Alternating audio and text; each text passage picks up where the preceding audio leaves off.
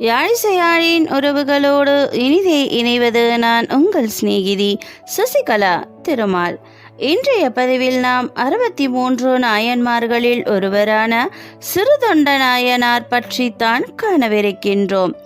வற்றாத நதியாம் காவிரி சீறி பாய்ந்து வளம் கொட்டும் சோழ வளநாட்டில் திருச்செட்டாங்குடி என்றொரு ஊர்.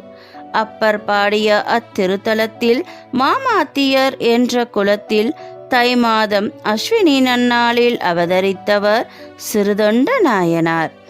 இவருக்கு பரஞ்சோதியார் என்பதே இயற்பெயர். இவர் நரசிம்ம பல்லவரிடம் படைத்தளபதியாய் பணியாற்றி வந்தார். எதிரிகளை தன் வாள் முன் கதிகலங்க வைக்கும் புஜபலம் கொண்டவர். சிறந்த போர் வீரராக திகழ்ந்தாலும் சிவனடியார்களிடம் எளிமையானவராய் பழகி அவர்களுக்கு சேவை செய்து வந்தார்.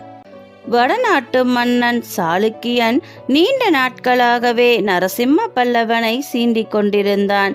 பரஞ்சோதியார் அவன் மீது படையெடுத்து போரிட்டு வாதாபியை கைப்பற்றினார். வாதாபியின் கோட்டை வாயிலில் இருந்த கணபதி சிலையை கொண்டு வந்து செங்காட்டுக்குடியில் எழுந்தருளும் உத்திராபதீஸ்வரர் கோவில் தெற்கு பிரகாரத்தில் பிரதிஷ்டை செய்தார்.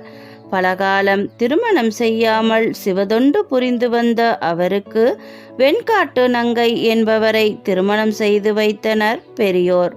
கணவனுக்கு ஏற்ற மனைவியாய் அவர் அமைந்தார்.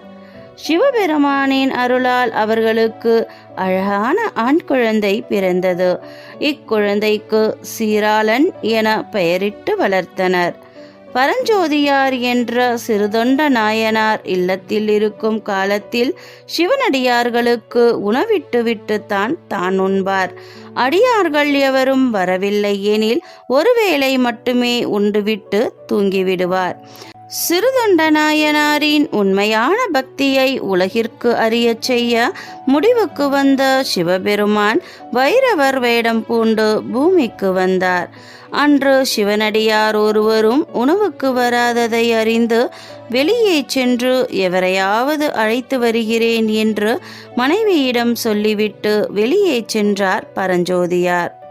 வைரவர் கோவிலில் உள்ள அத்தி மரத்தின் அடியில் அமர்ந்திருந்தார். அவரை பார்த்த சிறுதொண்டர் சிவனடியாரை வணங்கி, அடியார் அவர்களே, இன்று எங்கள் இல்லத்தில் உணவு உண்ண வர வேண்டும் என்று கேட்டுக்கொண்டார். நான் உணவு உண்ண வருவதில் சிரமமில்லை.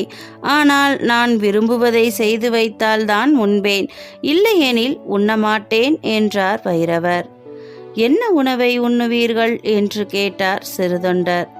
உடம்பில் சிறு காயம் கூட இல்லாத 5 வயது நிரம்பிய ஆண் குழந்தையை அவனின் பெற்றோர் மகிழ்ச்சியோடு வெட்டி எனக்கு சமைத்து தர வேண்டும். அப்படி செய்வதாயிருந்தால் தங்களுடன் வருகிறேன், இல்லையெனில் வரமாட்டேன் என்றார் வைரவர்.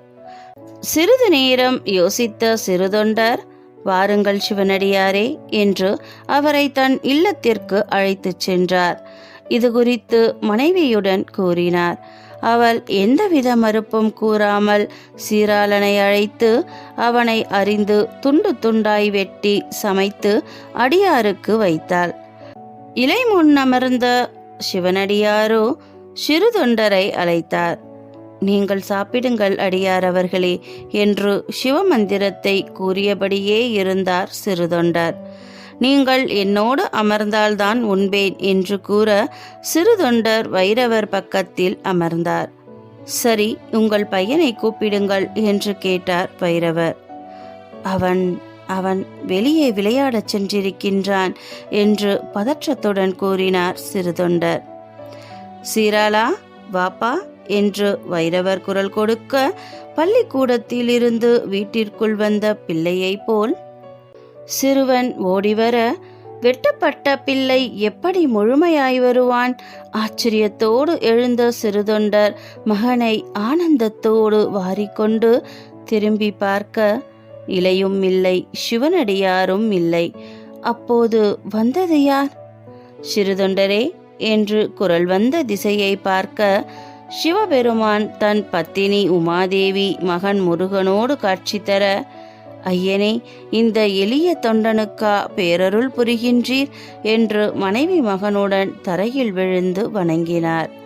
சிறு தொண்டரே, உமது பணி பூமியில் முடிந்துவிட்டது. இனி சிவலோகத்தில்தான் தொண்டு செய்ய வேண்டியிருக்கிறது. எங்களுடன் வாருங்கள் என்று அவர்கள் மூவரையும் அழைத்துச் சென்றார் பெருமான்.